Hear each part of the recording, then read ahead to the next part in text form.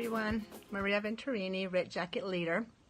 I'm going to be sharing with you today about keeping your team engaged. And I'm probably the last one to speak about this because I don't do anything fancy. I don't have a lot of incentives, but my team does stay engaged. I promoted a year ago because a huge percentage of my team did engage.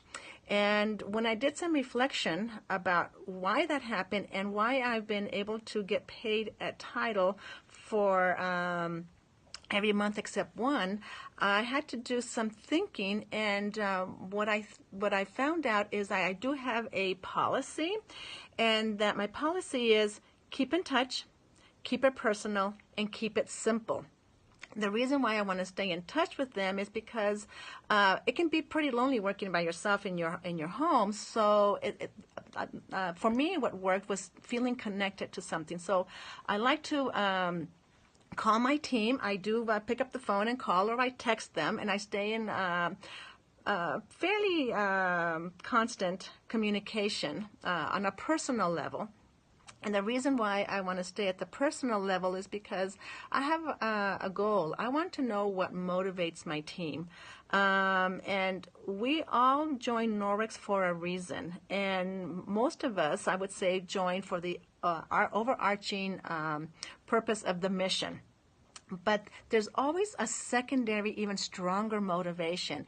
And that takes time to develop. So what I started doing about a year ago, I started keeping it started as an interview, and then it starts out, just keeping a record of our conversations.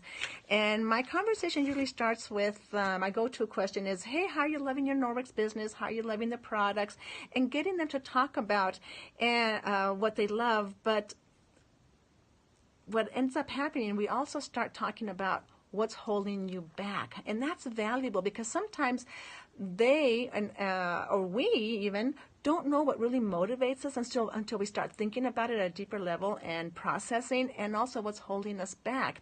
And sometimes those conversations, they like Susie Reed says, you don't know your why until you cry. Sometimes that does happen. There's a process, and they ended up finding out, oh my gosh, this is what really motivates me, or this is the real reason why what's holding me back. And so if I'm not logging this down and finding it quickly, and I don't talk to my team, except for maybe every 4, 5, 6 months, because the majority of my team, they're very casual consultants. They only want me to contact them every 6 months. And so it's a lot of information for me to hold. So how do I keep that information organized? Well, first of all, this team interview comes from Linda Sturtevant, but if you're not part of that training, the form document that Norwex has and that Kathy Mitchell trains on, that works perfectly. So use that one. And just jot down what the part of the conversation of what's going on, and then you have to have a system where when I'm talking to them, I can quickly access it.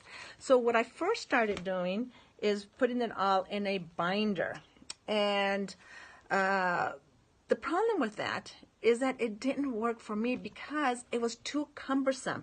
Remember, I was talking to you about my motto: keep in touch, keep it personal, and keep it very simple. This was not simple. A simple way to keep my information about my team.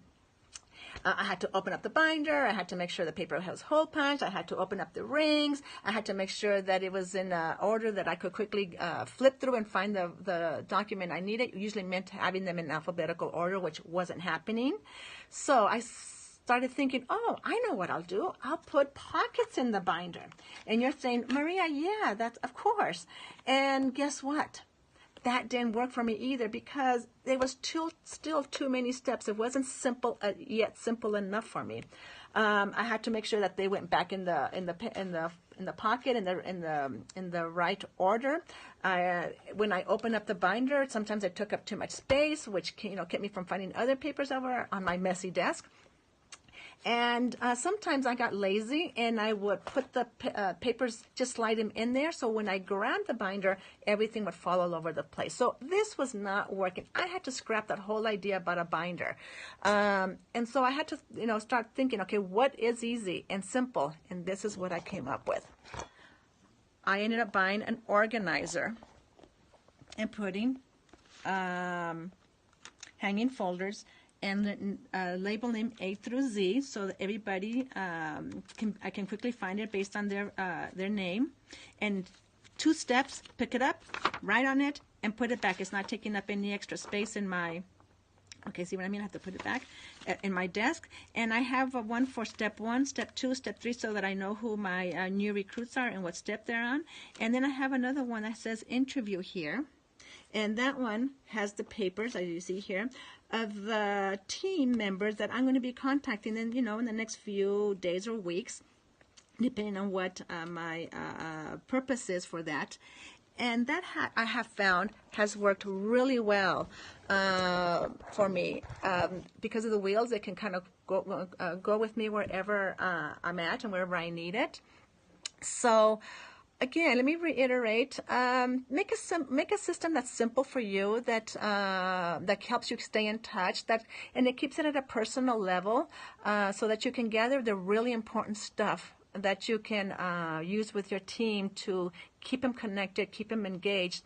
And I wrote down here, the interview process and going at a deeper level helps them and me bring to the surface a clarity as to what's motivating them and what's holding them back. And when I pick up the paper 4 months later, we can, move forward in a very deliberate manner instead of rehashing everything out. And if we are rehashing, it's because we need to touch base. Okay, what's happened since then? How are you loving your business today? How are you loving your products? What are your goals for you in the next 6 months? Because sometimes they do change, and unless I have that conversation, that interview with my team, I won't know. And sometimes they may not know either. They might just take it for granted.